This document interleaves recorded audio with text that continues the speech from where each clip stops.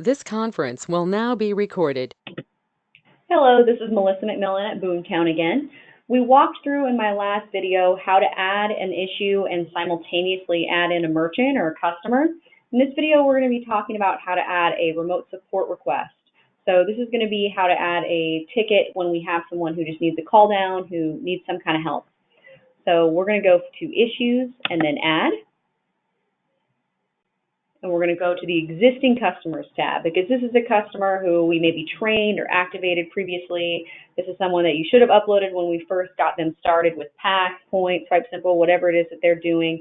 And then now we're just requesting that somebody reach out to them for some kind of assistance.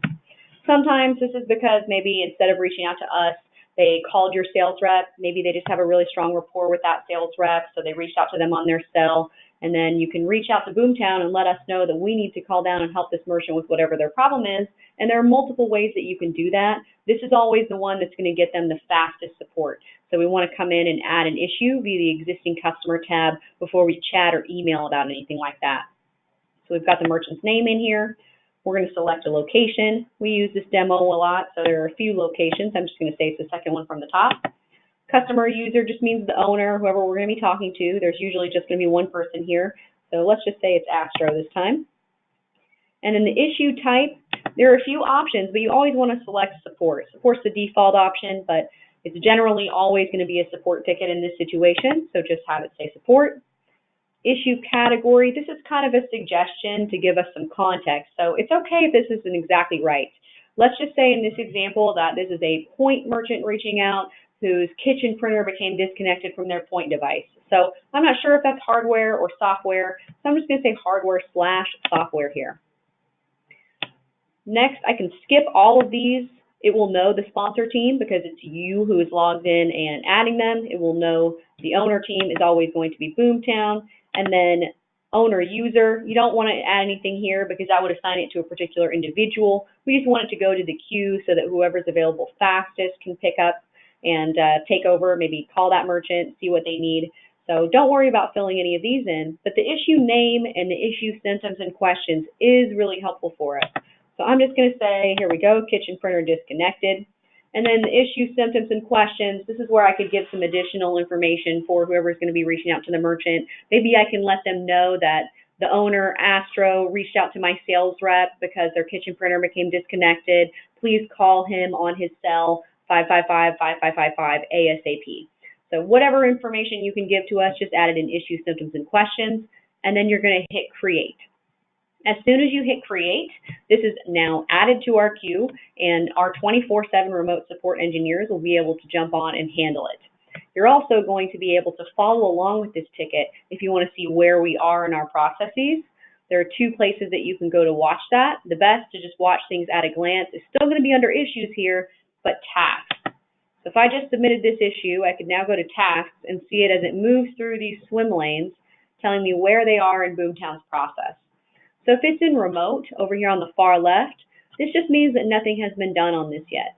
All of these are fake issues, so a lot of them are probably hanging out in remote or in pending close, which makes sense. This would also make sense if this were a merchant who maybe their hardware had been shipped to them but had not yet arrived on site. So we're reaching out to them. They would be hanging out over here in remote. If it's in scheduling, that means that a scheduled event has been made. So maybe they are doing an activation or a training with us, and that is on the calendar, but hasn't happened yet. They would be here in this second swim lane under scheduling. If it's in progress, that just means you've caught us while we're on the phone with the merchant right then and there, so somebody's helping the merchant at the time you're looking in this area. And then if it's in pending close, that just means that maybe we're adding some final notes, uploading any relevant images, things like that before we do close the issue, and once it's closed, it is moved off of this page.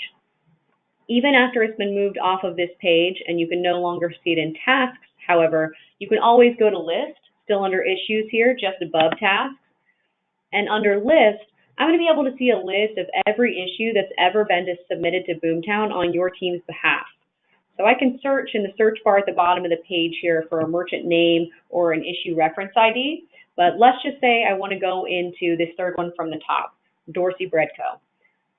So I'm just going to click on the little pencil here. I can also double click on it just fine if I want to see some more information about this issue. And then this is just going to kind of open up a new window from within here in Relay where I can see more information about this issue. If this were a real issue, I'd be able to see who the owner was. That just means who at Boomtown owned this and was working on it. If I'm over here on the right-hand side of the page, I can see some high-level notes. So special notes. I can also see it was a configuration of the support tag, issue symptoms and questions, diagnosis, troubleshooting steps taken, and the resolution or next steps that we took. So all of that would be here, but we're going to try to keep everything in this area as clear and concise as possible. So if you want to see more of the minutia, more of every time that we called or left a voicemail or things like that, we will put that in the issue log. The issue log is over here. So right now we're in the home of the issue. Most of these are not going to be relevant to your team. This is stuff that our team is using, but the issue log is something that we do just for you. So it looks like a little clock with an arrow around it here, just this third one from the top. And this is where you'll be able to see everything from the day and the time that the issue was submitted to Boomtown until someone took ownership of it.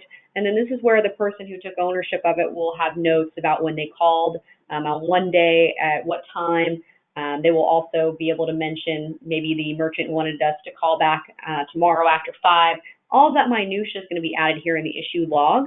You do have the capability to add additional log notes here, but keep in mind we're not going to get a notification if you add something in the issue log. This is really just something we do for maximum visibility for your team so that we're completely transparent and you can see everything that we're doing on any one of these issues. If you have something you want to communicate to our team, we can go back to the main page of the issue and we can chat in the little chat room here that's associated with this issue. This will only be here on issues that are currently open. So once the issue is closed, this chat room won't be here. But you will always have the chat rooms over here in the messaging panel, which we'll talk about in another video. But here on this issue, I could reach out to the issue owner. So for example, if I saw that Melissa was the issue owner myself, then I can mention myself here in the chat, type a message to myself. Maybe I want to say, hey, I see you've been calling this phone number. I actually have an alternate number for the merchant. Why don't you see if you can get a hold of them on this phone number? Anything you really need to let them know, you can post right here in the chat room, and they can chat back with you.